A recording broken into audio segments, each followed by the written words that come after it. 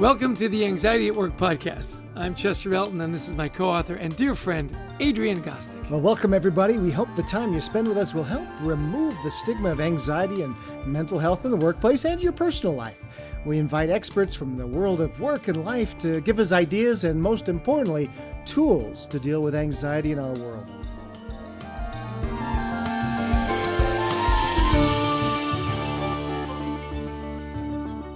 And our guest today is Anthony Gostick, and if that last name sounds familiar, he's Adrian's son and co-author of our new book with Harper Business, Anxiety at Work.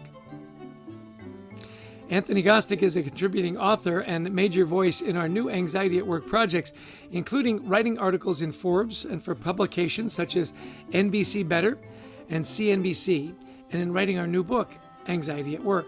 He graduated with honors with a degree in biotechnology and worked in the NIH-funded genetics lab throughout his college career. Anthony is also helping us build the We Thrive Together community and create training content to help leaders around the world build resilience in their teams. So, Tony, known you for a long time. Delighted to welcome you to our humble podcast. Thanks. I'm excited to be here and have a discussion about mental health and what leaders can do to help address that issue. Well, it is so great to have you on the podcast. For all those who are listening, Anthony and I, we've been working on this project for a couple of years. We had a kind of a spark of an idea a few years ago. And so, for you, Tony, working on the book Anxiety at Work meant a pause in your work in genetics and cell biology, all this stuff that Chester and I would have a hard time spelling, let alone passing. So can you help our listeners understand why we wrote the book and a little bit about what the work has meant to you? Yeah, absolutely. And I'm excited to be able to kind of help address these issues. Personally, anxiety has been something that I've struggled with really since high school. And in my college career, early in my college career, I didn't quite understand what it was that I was facing. But as I became more educated and more versed in mental health, I began to realize that I wasn't alone in this issue. That in fact, many of my peers and even my managers were feeling anxiety just like I was. And that really was the prompt that gave the idea for this book. And it took a long time to solidify, as you mentioned. But one thing we noticed as we were working on was that not many people were actually talking about this. And for me, that's been my biggest motivator to help write this book. That this issue needs to be addressed at work. And being able to start a dialogue, for me at least, is the most rewarding part of our work. Yeah, we really do love the scientific approach you've brought to the work. As Adrian said, you've got classes that are way above our pay grade, which leads me to believe that you take after your mother, probably more than your dad. But you have a passion for that research around mental health. So tell us how you bridge the gap between working in genetics and then transforming that to anxiety, and maybe even a little bit about the science behind anxiety, if you would. Absolutely. So, something I'd say is that in science we have something called confounding or hidden variables. So, for example, alcohol consumption might have a direct influence over mortality, and both of these are variables. And there's also this hidden variable of age. Age will influence alcohol consumption, but it will also influence mortality. So when we're doing experiments on alcohol consumption and mortality, we need to account for all these hidden variables. So if something goes wrong in our experiment, we can isolate where the problem occurred. And the way I've related this to our work has been through kind of the same methods. For example, when we were looking at the COVID world and remote culture that this has brought about, we've seen that the dialogue has been more around identifying what we can do to fix operational and logistic failures rather than what we can do to make people feel safe and mentally safe. And I think that's where a lot of the legwork of our writing has been done, is to find what issues managers and their teams are facing and what we can do to help people feel more secure and mentally safe at work. I love a term that you used as we were doing this work, is this emotional safety, because we spend a lot of time, thinking about worker safety, tie off your ladders and wear your hard hats and all those types of things. But this emotional safety is just as important, isn't it? Absolutely. And that's something we see as a new zeitgeist as our new generations come up, is that mental health will be seen as equivalently important as physical health. Yeah, and I want to get into this idea too, because in science, and we brought some of this into the book. In science, look, team members fail a lot. One of our Chester and I's favorite company is WD-40. Well, that stands for water displacement 40th formula, right? 39 failures before then. And so most breakthroughs really only come after trial and error in science and really in business too. Yet you found that some of your bosses along the way maybe didn't really help you understand that, even in this world of science where failure happens like all the time. So take us through what a healthy scientific outlook on failure looks like, what we can all learn to maybe help those with anxiety learn that failure really is part of growing. Yeah, absolutely. And if I can paraphrase a quote that I love, science is just failure with notes. And failure should be encouraged, right? As long as we're learning something. And I think one thing that leaders can really do is encourage their people in the face of failure. If it was expected, encourage your people to keep going. Another thing might to be reassure them when they do meet with failure. Even if they're expecting it, nobody wants to feel blamed, and yet 9 out of 10 times we will, even if we were expecting failure. So clarifying that they are not to blame when they meet with failure is also helpful to calm anxiety and reassure your employees. Lastly, and maybe most importantly, is to clarify what is good enough for your employees when they're working, because people will often feel that they failed when they're not. And if I can share a story about when I was working at the andrology clinic at the University of Utah's medical school, I experienced this firsthand. We were tasked with isolating DNA from batches of 10 vials of blood for later analysis. And as I began the work, I was getting 6 or 7 successful extractions out of every 10. This gave me a lot of anxiety because I felt like I should be getting 9 and 10 every time. So I went to my manager and I asked, is this really what I should be getting? Am I doing well enough? And he explained to me very kindly, we do strive for some level of excellence where 7 and 8 is great, but these are 2, 3, even 4-year-old blood samples that have been sitting in a freezer just as long, so we don't expect absolute perfection. And afterwards, after I had some realistic expectations placed for me, I was not only able to get 8 or 9 out of 10 of the vials successfully extracted, I was more confident in my work, which helped me work faster and more effectively. I love that story. It's funny, and I can relate to it. I've got how many bags of old blood in my refrigerator, and I've just got to give myself a break that stuff is going to be flawed. Tony, I just love your mind and the way you go through things so analytically. And talk to us a little bit though about the generational differences, because this is something that you brought to the work that obviously. Your Uncle Chetty, as you call me, and your dad, we're older white guys, and we don't often relate to this idea of the generational differences, how Gen Zs think, how millennials think.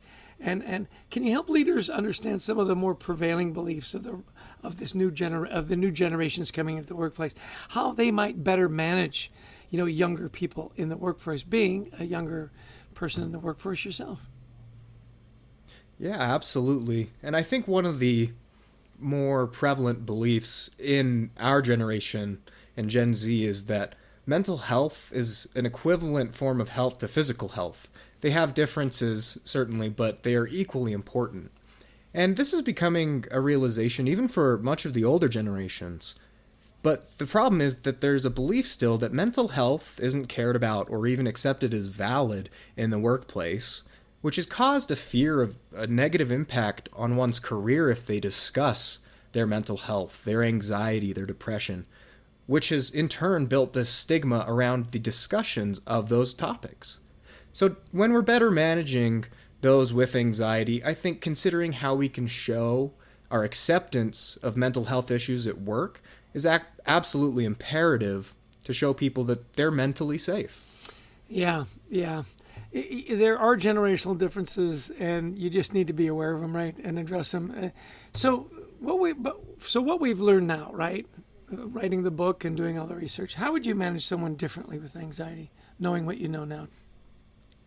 Yeah, that's a great push. I would say, knowing my own anxiety, is that we really like our comfort zones. Obviously, to grow, we need to push our employees out of comfort zones, as you both know as corporate leaders. But with people who have anxiety, it might be beneficial to leave a door open back to their comfort zone. For example, if we have somebody, Rebecca, who is tasked with taking on a report that her supervisor, Haley, might be taking on normally, it would be beneficial as a manager to say, look, Rebecca, I understand if this ever becomes a problem, if you ever start feeling anxiety or stress because of this issue, talk to me and we can help you with that. We can discuss it with Haley and we can reduce that anxiety, reduce that stress. In that way, we can leave that door open to her comfort zone, but still allow room for growth. I love that idea of, it's taking people out of their comfort zone, giving them chances to grow, but doing it more as an invitation and small steps versus, you just join the team. Well, let's throw you in the deep end. Let's have you speak in front of a couple of thousand people and talk about our new product line, because that'll be good for you, right? Absolutely. That's exactly it. So you took a special lead in writing chapter 5 of Anxiety at Work. This is on perfectionism. And this is something I was starting to hear a couple of years ago even, that many leaders would tell me, I have a hard time getting my younger employees especially to get started, because they're afraid of, if I don't do it perfectly, why am I even doing this? So why do you think this is such a big issue for many people today? And again, younger employees again. And talk us through, maybe how you learned about perfectionism yourself. You took a lead, you said, because, I feel like a little of this myself. Yeah, I think I absolutely can be a perfectionist. And I think a part of that is where I've got my background in.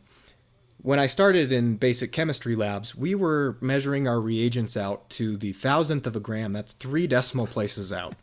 And when we would lean on the counters, it would affect the measurement of the scale. We had glass enclosures for the scales because if you breathed on them, the measurement would change. Maybe that's my problem after COVID-19. Maybe that I'm breathing on my scale as I'm standing up in the morning. I was going to say the same thing, Adrian. That 3rd decimal point for me makes all the difference when I'm on the scale. We must all have that problem, yeah. But bringing that into my biotech labs didn't serve me.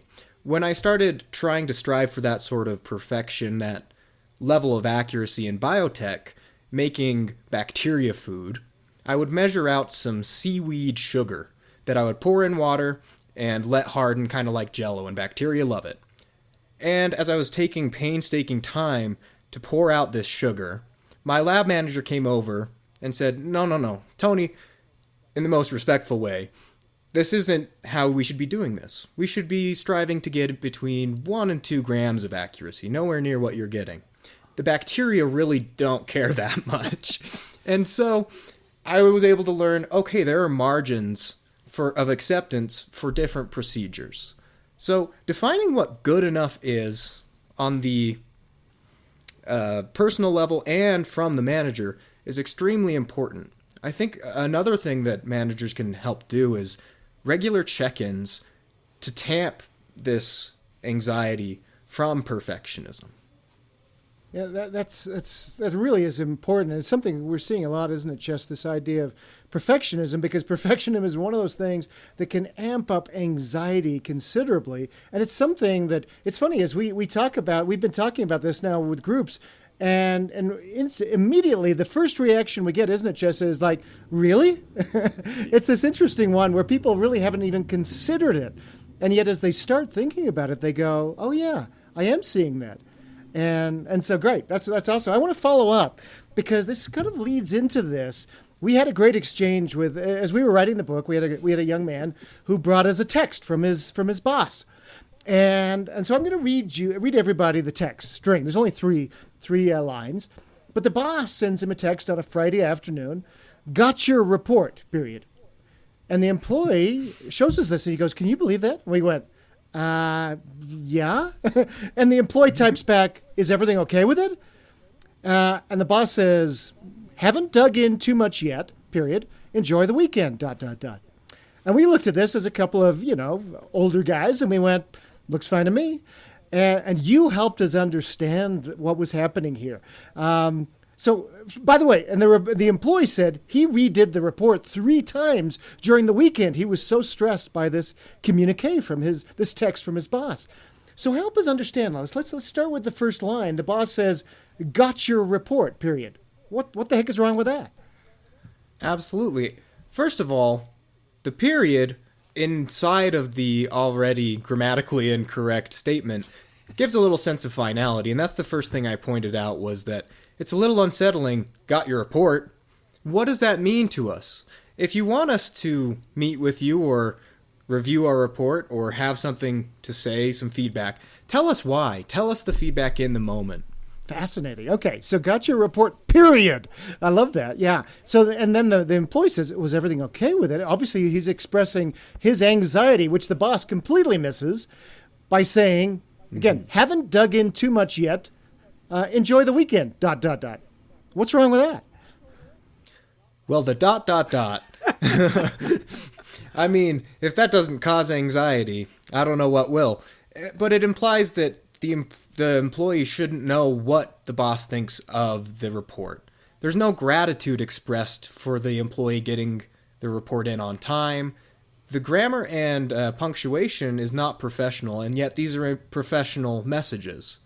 And so I think keeping in mind that even when we're texting or just sending a quick memo, we need to communicate professionally and thoughtfully is a very important thing to keep in mind. That's so interesting. Yeah. And in fact, this employee told us that he did go back, and we encouraged him. He went and spoke with his boss, who was really surprised that this message had come across so badly. And we did reiterate some of the points you had about there was no gratitude. There was this ominous, enjoy the weekend, ... It's like, oh my gosh, what's going to happen after the weekend? And so one thing you told us was, look, it's a simple thing, but if you want to see us, one of your employees, let us know what you want. Otherwise, we are going to think the worst. Isn't that sad but true? Isn't it interesting how easily it can be misconstrued because you don't have the voice, you don't have the tenor. Enjoy the weekend, ... And it's so hard to interpret these things over text, isn't it? Yeah, it is. And I think one of the most simple solutions could have been to just say, got your report, thanks. Expressing a little gratitude goes a long way. Yeah, I'm sure it's going to be great. Enjoy the weekend, relax, don't worry about a thing. See you Monday, ... Yeah. It is really interesting. I think it leads nicely into my next question, and that is, a lot of bosses see the younger generation, they need a lot of hand-holding. That just description. I can imagine people listening to the podcast are going, are you kidding me? Come on. Those were just simple texts. So, this thing that, look, the younger generations just need all this hand-holding. When we talk to younger workers, they go, no, we don't want hand-holding. We want coaching.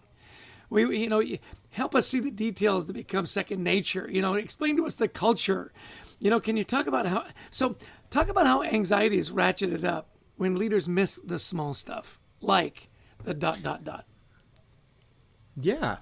I think the small details might seem inconsequential, especially for people who are management or have been working in a position for a long time.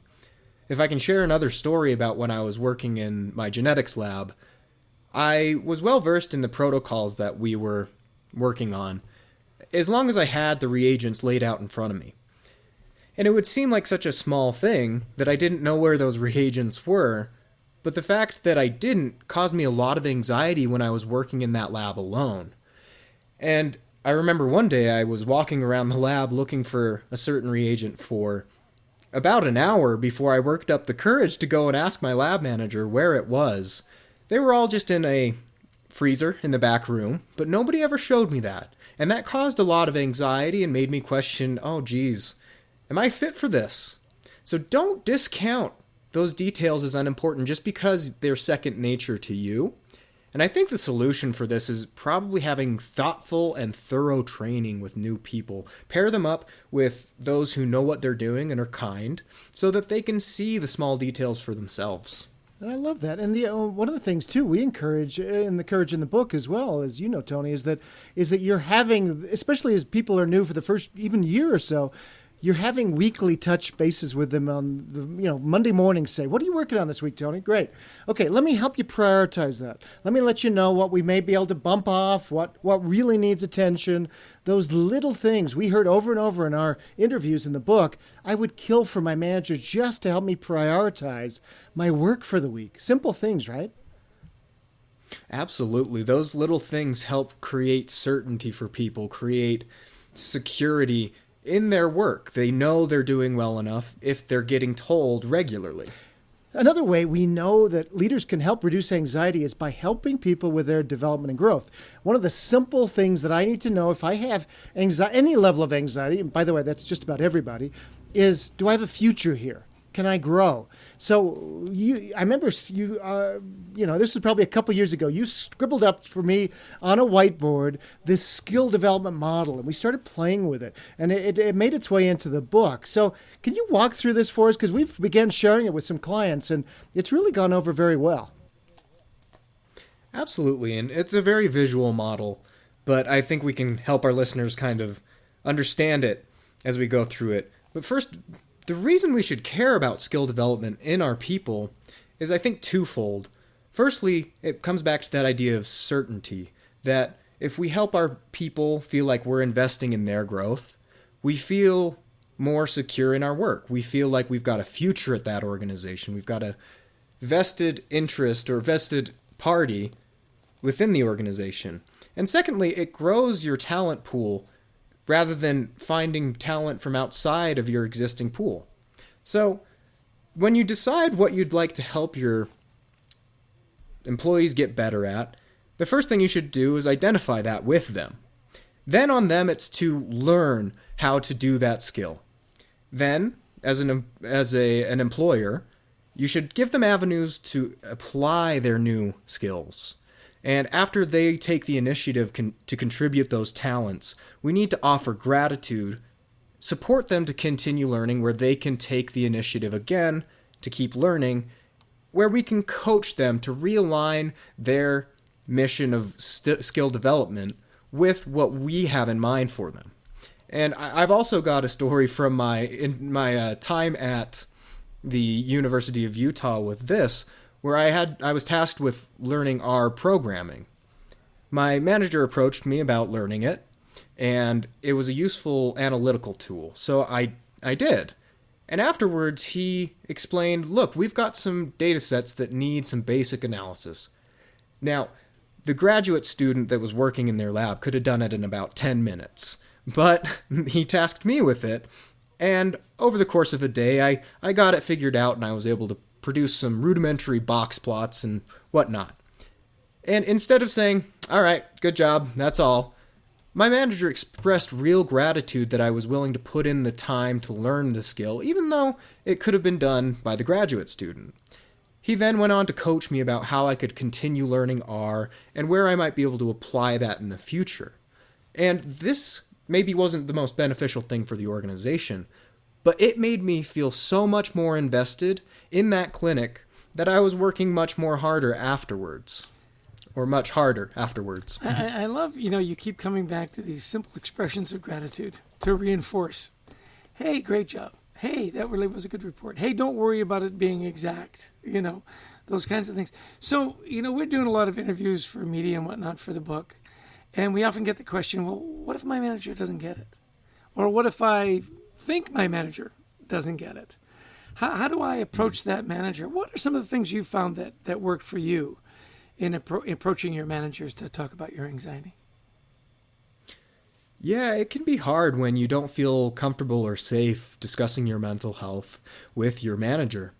And sometimes it might not be possible to talk to them directly about your mental health, but one or two things that I found helpful is firstly framing it in other ways, such as I'm experiencing stress or physical problems. It's the tried and true, I've got a tummy ache, but on the adult level. There's also framing it to ask the organizational question. Is the organization okay with FMLA? Is the organization okay with expressing feelings of depression, of stress, of anxiety. And lastly, I would say if you don't feel comfortable talking with your manager at all after any of the reframing, it's still important to find someone to talk to. It can be on your team, it can be your friends or family, but one of the most important things in mental health is to be able to talk about your problems. Well, this has been really, I think a couple of things that hopefully people as they're listening are understanding here. Here's a young man who has had anxiety since he was very young, who is really one of the smartest people I know. I mean, you really are, Tony. You're analytical. You are thoughtful. I mean, graduated in biotechnology with an honors. Went through classes in genetics and bioinformatics. These are the kind of people we want in our organization. But if we expect to get them by managing the old way, it's just not going to happen. So as leaders, I think the point here is not just is Anthony sharing some amazing information on how to lead this generation that's coming in, but it's also really we have to change the way we are managing if we want this kind of talent within our organizations. Wouldn't you say, Chess? Absolutely. It almost goes hand in hand, right? That really, really smart people have anxiety. You look at Elon Musk, you look at some of these great minds, Steve Jobs and whatnot. With brilliance comes that kind of component, and to dismiss it and to lose that kind of mental capacity and brilliance in your organization is beyond a shame. Simple things, and I love, Tony, the way you bring it out in such simple terms. Here's the technical part. Here are the simple things you can do. Reassure me that I'm on the right track. Remember to say thank you. These aren't really tough solutions, and I do love that you said that you're not alone. So, what are a couple of things that you want people to take away from the conversation, Tony? Yeah, well, thanks for those kind words. If I had to pick one thing for our listeners today to take away, is that if they are experiencing anxiety or depression or any mental health problem, they are not alone. These issues are so common, but the stigma has prevented us from having a productive discourse around them. So, for our listeners, know you're not alone, and there are people out there who understand and can help.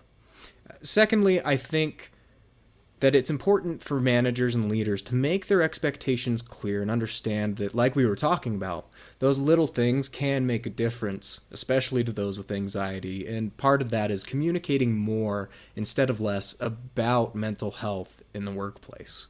So those would be my big takeaways from today's discussion. Awesome. Well, thank you again.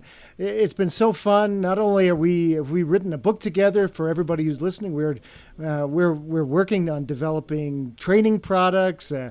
Tony helps us with all the research for these podcasts, and is really an integral part of our team now on really helping remove the stigma of mental health at work. So thank you for all that you've done for this important project, Tony. Oh, my pleasure. Thanks, Tony. It's been a real joy to work with you on this project.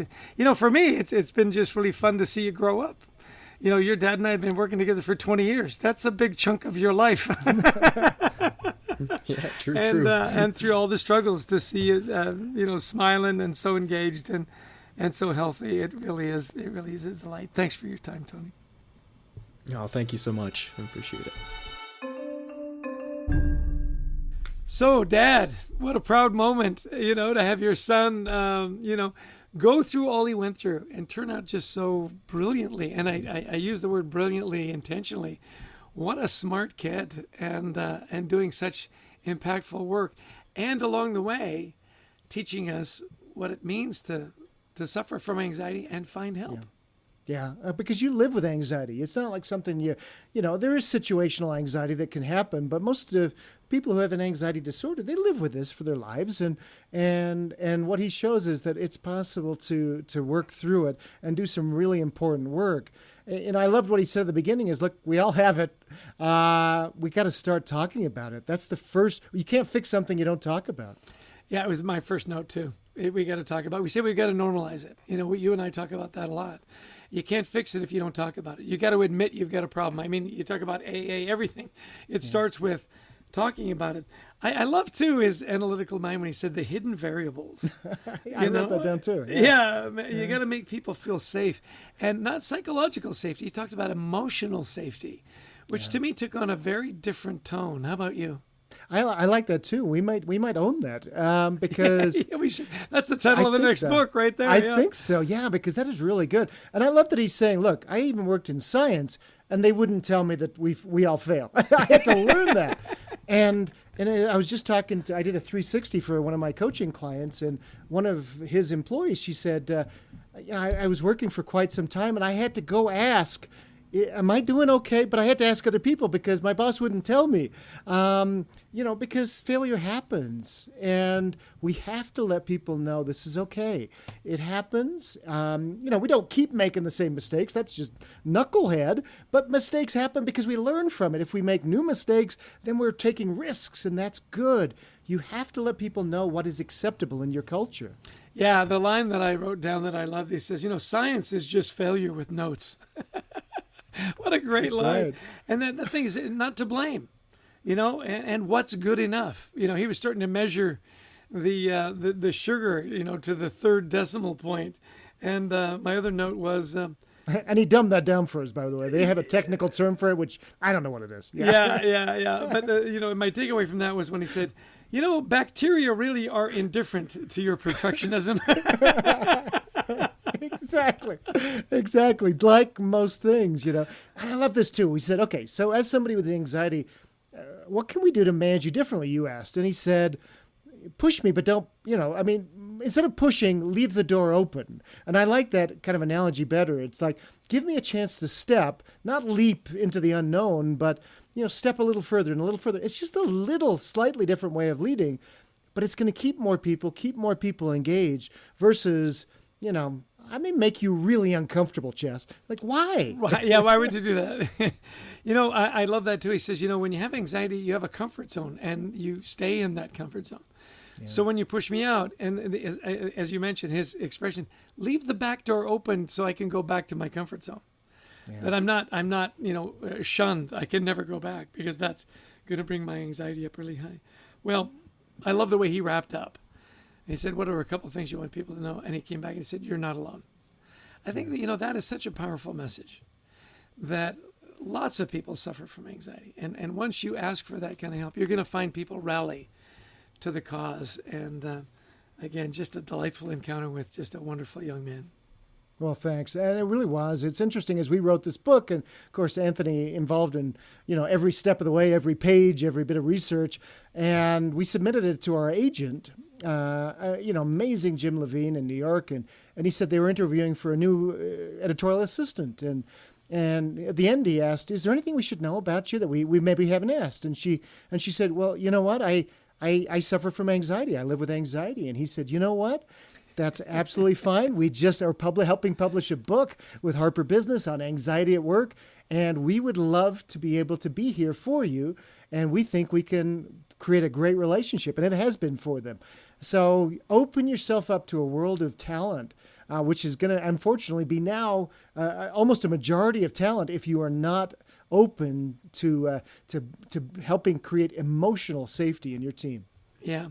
Hey, before we go to the wrap up, I want to give a special shout out to your lovely wife, Jen. It's always a team effort when you're raising a kid. It takes a village, but the village needs the parents to engage, and you two have done a fabulous job. So lest we forget the mom in the equation, let's not, and give Jen a special shout out.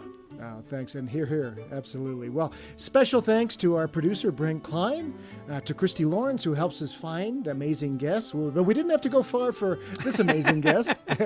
And to especially thank you for all of you who have listened in. If you like the podcast, please download it and share it with others. And we'd also love you to pick up a copy of our new book, Anxiety at Work. Yeah, we've got a great online community as well, WeThriveTogether.global. Creating a safe place to talk about anxiety and wellness in the workplace. Thanks again for giving us your time. Hopefully there's some great takeaways from here. Remember, as Tony said, you're not alone. So take care. We'll see you next time Take care and be well.